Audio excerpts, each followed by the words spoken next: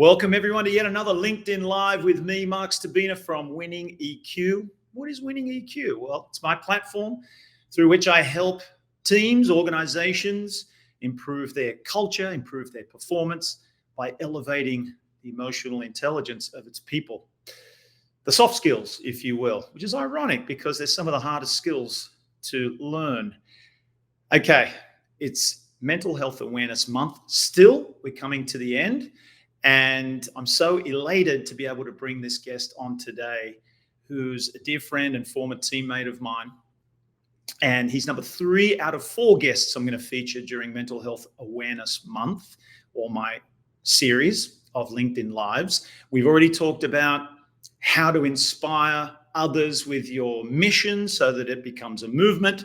We've also focused on brain health and understanding your brain and why that's important to stay on top of your mental health. And I'm also going to bring in a guest that's going to talk about the best ways to engage in discussions around mental health and provide ongoing support and resources. Ongoing is the key word as well, not just provide them during Mental Health Awareness Month like so many companies do, which is better than nothing. But today, we are going to focus again on the individual and how we can optimize our mental health, but we're going to approach it from a different angle.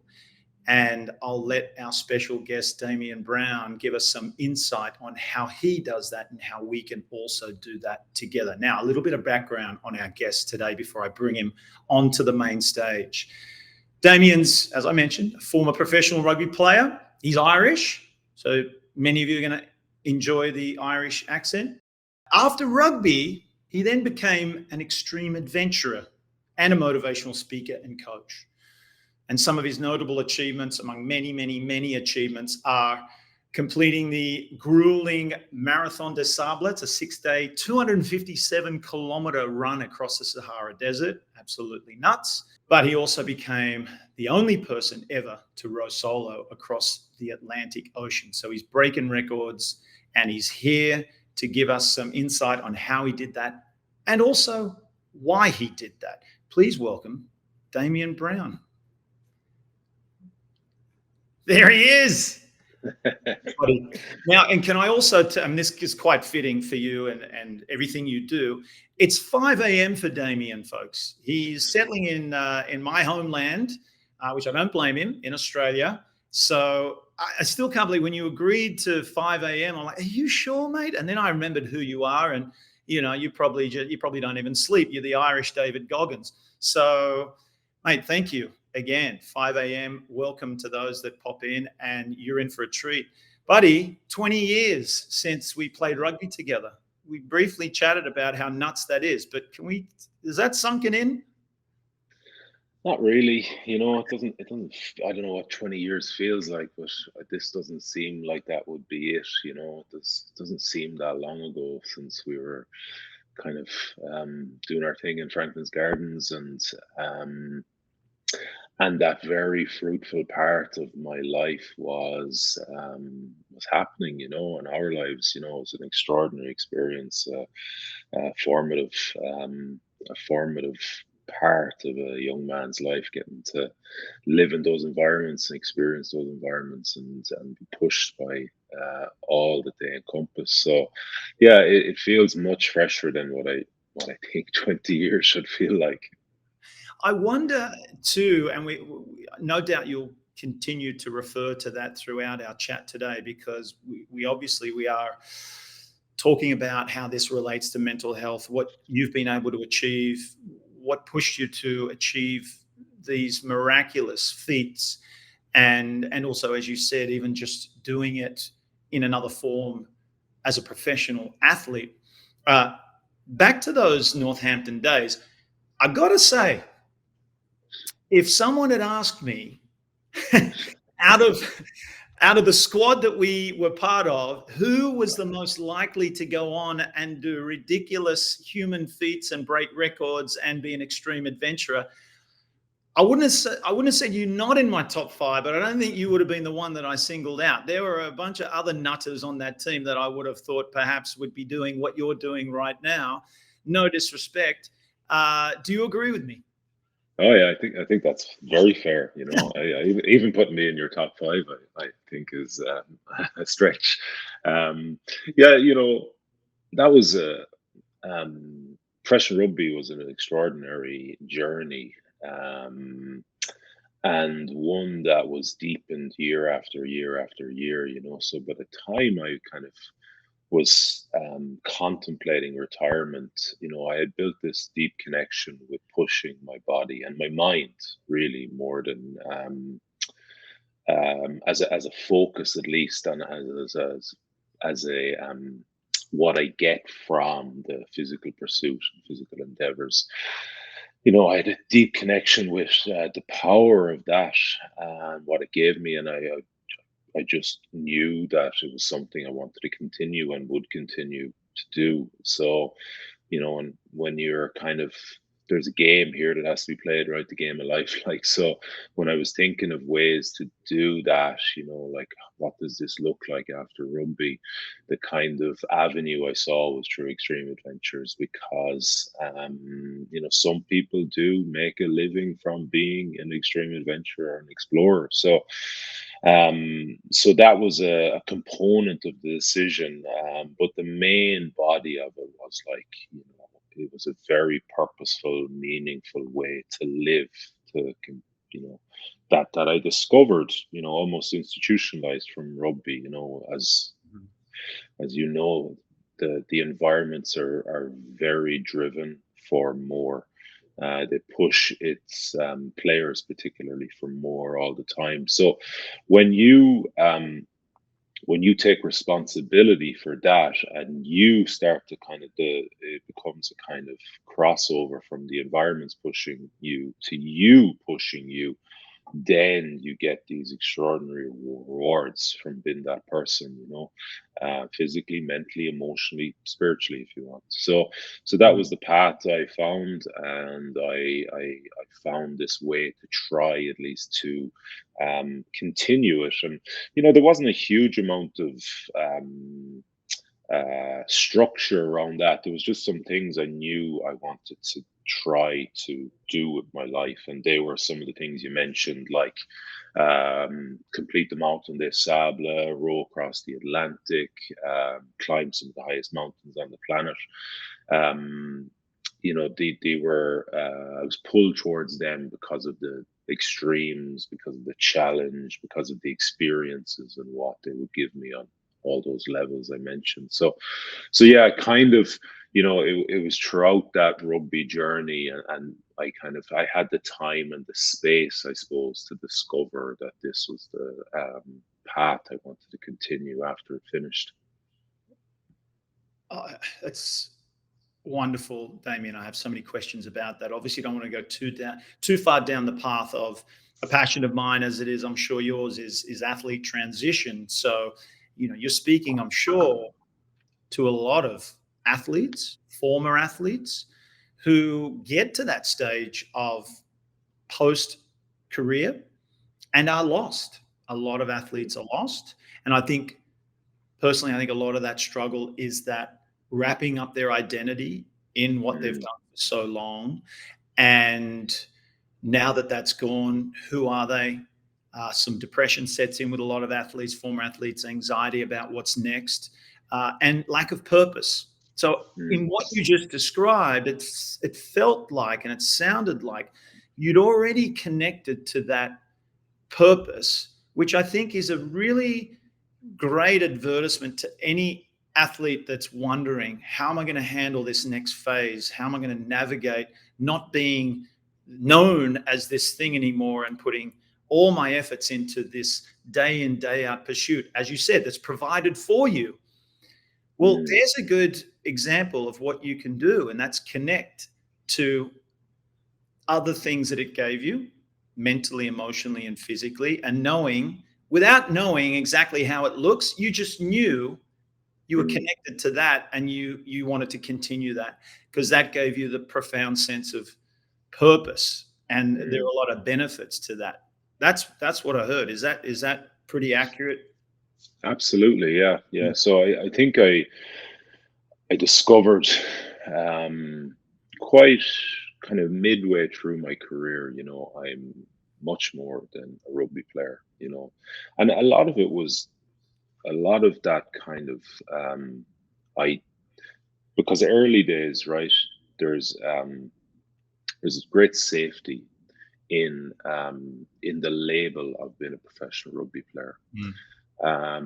And with safety comes comfort, and you need to be always very vigilant around living comfortably because something will catch up with you sooner or later. So Mm. um, I, on some level, not conscious, but on some level, I realized that, like, that's not a healthy space to exist out of.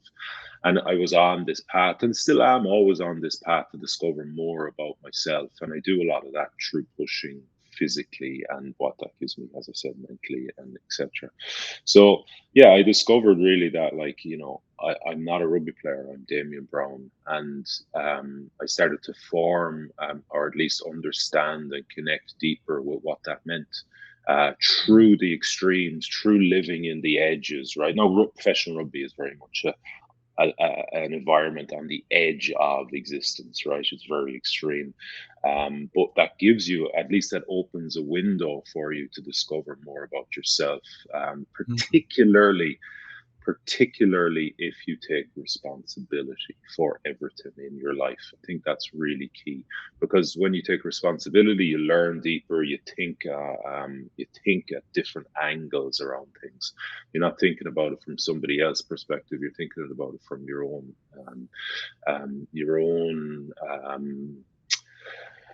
fulfillment, and what this means to you and why you're doing it and the purpose behind it and what you're trying to do with your life. So that was a big thing for me, as something I'm very grateful to my parents for having kind of instilled in me at a young age to take.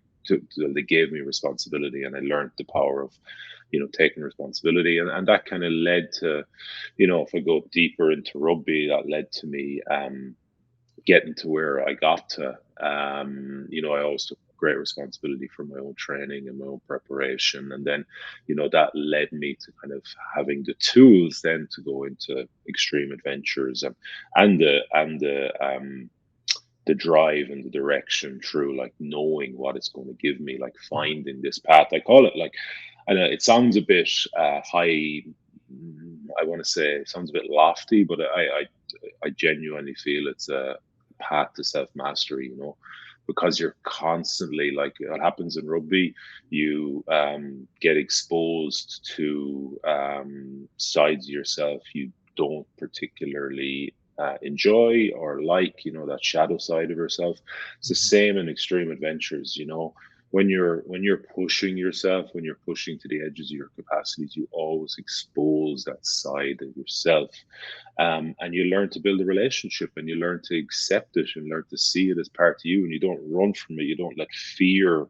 Um, you don't let fear manipulate or hide that side of yourself, because it doesn't feel good, right? It doesn't feel nice to see. But the more time you spend exposed to it, the more time you have to accept it, to understand it, to see it for what it is. It's not something to be fearful of. And that opens up this side that kind of can lead to self mastery. I couldn't have said it better myself. And this is an aspect of my coaching for not just athletes, but anybody going through a major transition. I want to just double click on a couple of things you said. And once again, I know, jokes aside, around one of my earlier comments about, Damien, I never thought you would have, gone into what you're doing. But as you're explaining it now, and I remember back to the person you were, the athlete you were, it actually really makes a lot of sense. Because to me, you just got on with it, and you worked hard, and other people worked hard.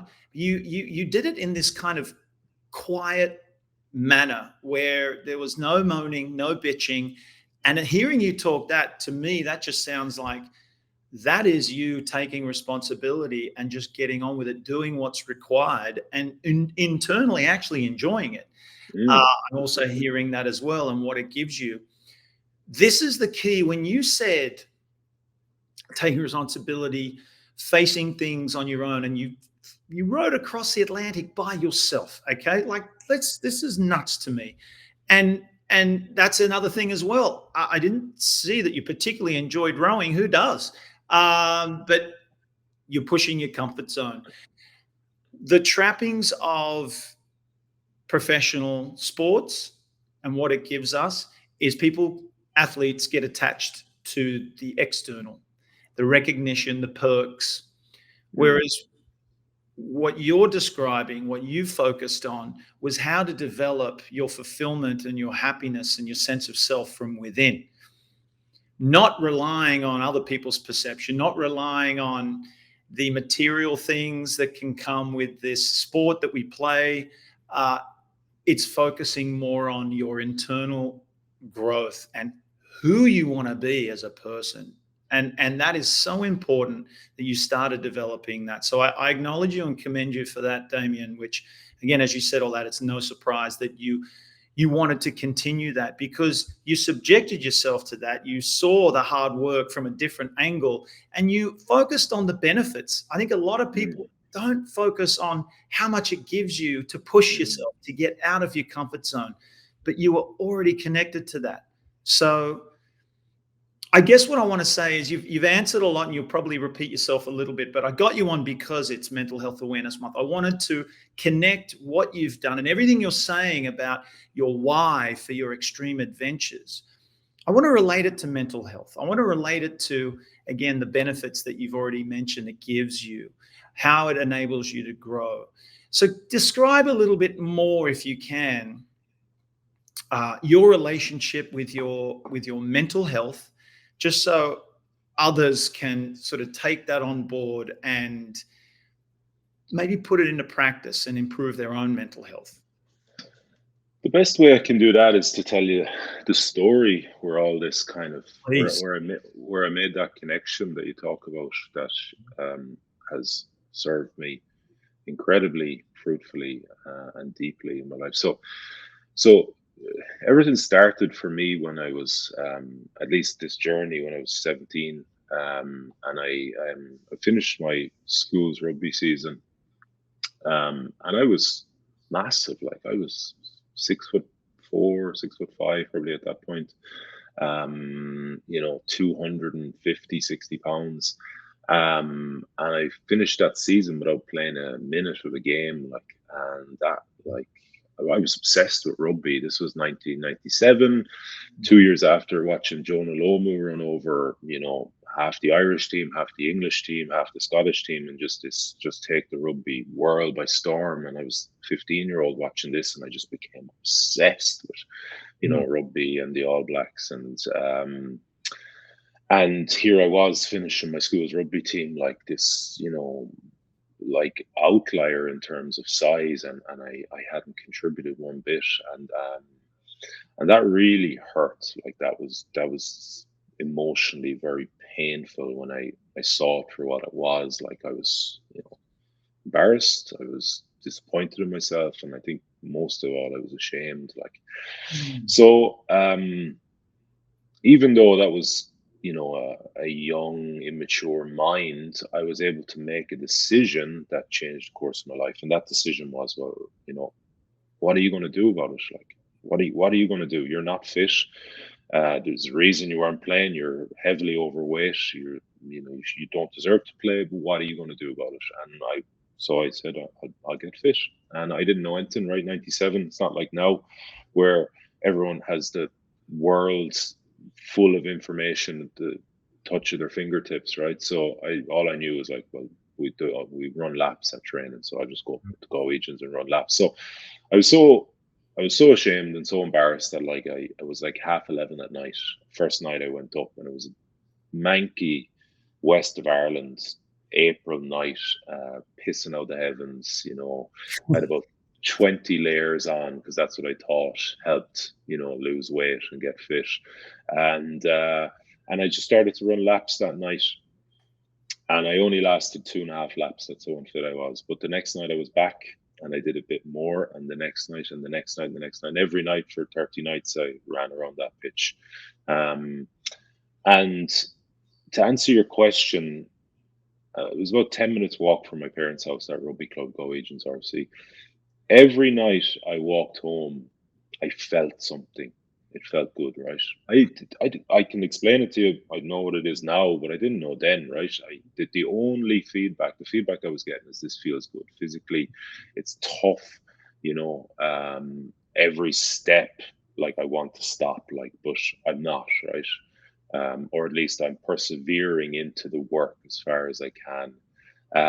And then the next night I was going back and I was running a bit further. So there was there was there was validation, or at least there was rewards there in terms of my capacities. I could feel and see that I was running better and faster every night. Mm. And every night I walked home, I had a tiny bit more confidence in myself. I had a tiny bit more trust in myself. I had a tiny bit more belief in myself. And I Mm. had a tiny bit more self respect for myself because I had made that decision, right? I'd taken responsibility for this one thing. I'm going to get fit, right? And I committed to that. And then I was putting in the work and I was persevering through the work. And the rewards were coming, right? I was getting a bit fitter. And those rewards ended up going on steroids, like, because once I got fit, my rugby just went like I started. Not only did I start playing good rugby and, like, you know, I started majorly contributing to the team Mm. the next year. So all of a sudden, I was gone from this place where, your teammates don't really think much of you, to they're looking up to you, going like you're a huge part of the team, right? You're contributing, you're leading this team literally forward, like. So Mm. that was massive, like that was massive, that change in, I suppose you might say, status within my peers, like, that gave me a lot, right? And that was reinforced by all those internal rewards, mental rewards, like, having it, like I said, confidence, trust, belief, respect. Like, those are really, really hard markers to move for the human. Like, self belief might well be the hardest thing to expand and grow and deepen. And here is, I found a way to do that by pushing myself physically, right, and what it gave me. So that's where it all started for me, and that's still the basis of why I do what I do. Okay, my capacities have morphed a little bit and developed a little bit. So it's not laps around the pitch now; it's rowing oceans and climbing mountains. But still the same thing, right? You row across an ocean on your own in 112 days.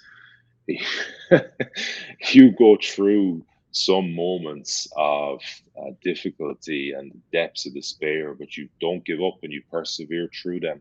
You grow all those things still. Like, it's still the same thing, only they're obviously much deeper now, like in terms of self trust, self belief, self respect. And that's where it's morphing into real deep sense of self worth and, as I said, self mastery. I'm so inspired, and that notion of starting, and what a gift to find that out early as a young man. Mm, When I do this for me, like, you weren't doing it because someone was barking orders at you. You weren't doing it because you had to. You made the decision that you had to. You did it for yourself. And then from there, that self motivation, you see the benefits, and that then feels good. But it starts with that, it comes from within. I feel like mm, so many people struggle because they immediately search for the external to motivate them and fuel them, and think that without that, what are they? They're nothing. Their mental health, for a lot of people, relies on other people. People get anxious. People worry about what other people think of them. But you started with realizing all that matters is what I think of me. And if I can get that right, then you just see everything kind of unfold. But even if you're not getting that, even if you're not necessarily getting the respect of others, which is a nice, feels good, feels nice, but you've always got you and what you think of yourself, and that's the fulfillment that you're talking about, right, Damien? That's mm. just where, if You figured out that that's what matters. That's how you stay on top of your mental health. That gives you purpose. So many people struggle with their mental health because they don't have meaning in their life, they don't have purpose in their life. So, everything you're saying now, I'm sure our listeners and people watching this are relating it to their own life and knowing the benefits and knowing how you did it. Now, I want to ask you, as an extension of that story, which was brilliant, thank you for sharing. Can you, I always like to get our guests to give a couple of takeaways before we wrap up. These are kind of short. Everyone's working, presumably, so we want everyone to get back into their work day. You got the kiddos that are about to wake up soon at 6 a.m. in Australia. Is there 3 to 5 takeaways that you can give people right now that can help them get on a similar path to you, that can help them start creating that fulfillment, that motivation, that they can start making steps toward optimizing their mental health through pushing themselves? So, the key, well, not the key, but a huge part of, like, once you're on that. So first thing I would say is, like, listen to that, learn to trust and listen to intuition, internal compass. It will never, it never sends you wrong. Often it's the hardest thing. It's I feel there's two voices inside us all. We have this loud, chaotic, intrusive, scattered voice in our head, and then underneath that there's a very low level, almost inaudible, wise, assured voice, which is our intuition, our internal compass. And that is communicating to us, but it's very, very difficult to hear. And if you do hear it, I implore you to give it a chance. You gotta give it some space to trust it, and you gotta just take a step towards whatever it's saying, and that could be the step that changes the rest of your life. And then when you're on that path, there will be resistance. There's external resistance in life, and there'll be internal resistance. Um, and it's something I always come back to, is when there is that resistance, it's just to control the controllables, right? And something I've learned through what I do is that when you are pushing and you're at the edges of your capacities physically and mentally, and when that resistance hits, when that weakness hits, when that vulnerability hits, it's just having a process in place to be able to persevere a little bit more through that resistance. And I think it's called the four controllables, and it's four actions, specific actions that are always within our control, no matter what mental state, emotional state we're experiencing. If we can concentrate, focus, and concentrate on a specific um, component of that action, we will neutralize our mental state, and that helps us to continue to perform, to continue. And it doesn't matter, right? These are physical, but it's the exact same mental process, and it can be in anything. It can be resistance in work, it can be resistance at home with the kids, right? um, Controlling our mental state through concentration helps persevere and helps us go a little bit further.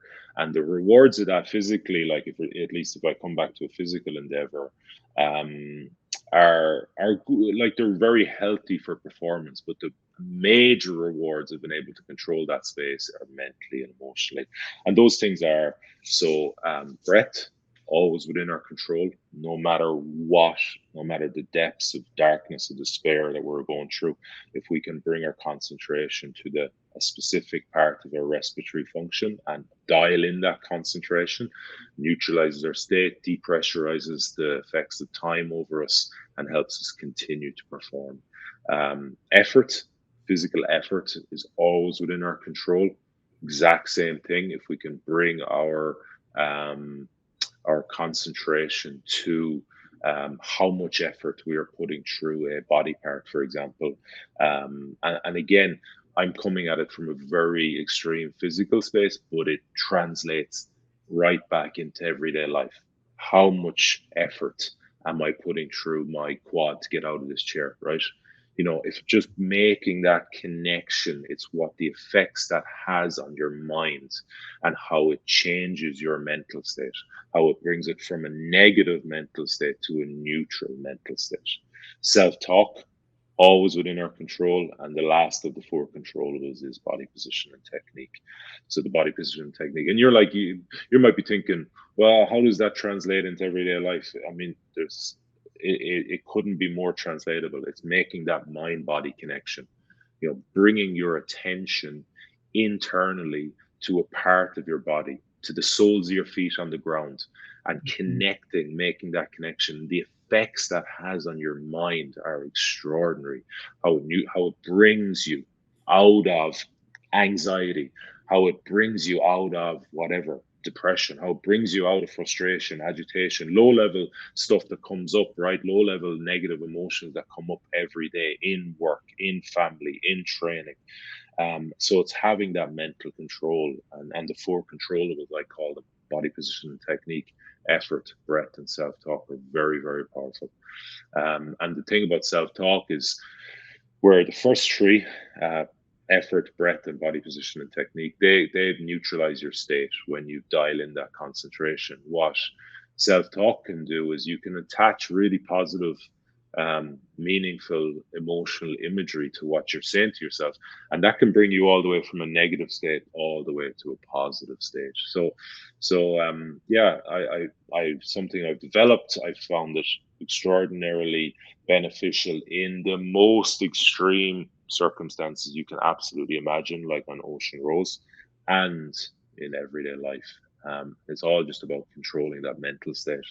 Um, it's a powerful process, and hopefully, some people can take something from it and implement it. Oh, no doubt they will. The four controllables, that is brilliant. And no doubt that's featured in Iron Mind. It's the Iron Mind training that you put people through. You have, tell us a little bit more about that. And as you do that, I just want to put this up for people as well so that they can find you and follow you. There's your website with that QR code. And most of everything you're doing now is on the website, right? But tell us a bit about what people can look forward to when they embark on the Iron Mind journey with you. Yeah, so this is probably the most exciting thing I'm doing. It's a real it's an endeavor with real heart and soul and purpose. It's kind of the accumulation of everything I've learned through professional rugby into extreme adventures.